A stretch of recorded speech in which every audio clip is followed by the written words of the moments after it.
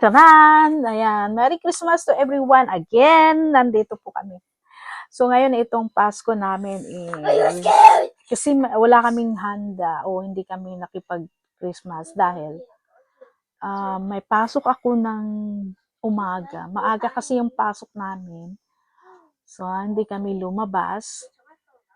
So ang kinain namin ngayon na Pasko is calderita na century. Ayan po guys. At yung mga anak ko is kumain ng sunny side up na egg. Ayan po. So at least magkasama-sama kaming tatlo na Pasko.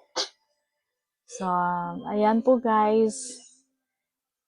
Mahirap kasi ang schedule Kung a-attend ka, late na naman na uuwi.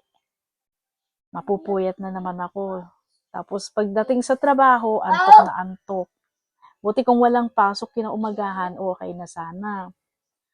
So, abangan nyo na lang sa New Year. So, tingnan natin kung anong mahahanda natin sa New Year. Bawi na lang tayo sa New Year, guys. Yan po. Thank you, guys. So, salamat sa mga nanood at salamat. Welcome na welcome po to Mars Lady. Ayan. So, wala na akong maisip na sabihin. So, yung mga anakis ko is busy sa mga Roblox. Busy sila. So, tingnan natin sila kung anong ginagawa nila. O, ayan. Busy si Friends. At itong isa,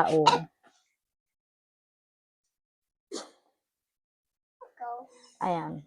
Busy sila sa kaka-Roblox.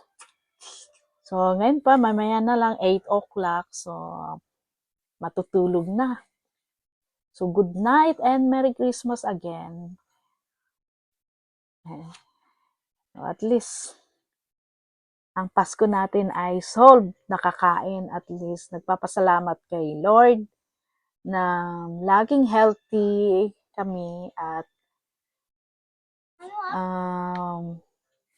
yung araw-araw may blessing. So, ayan po guys.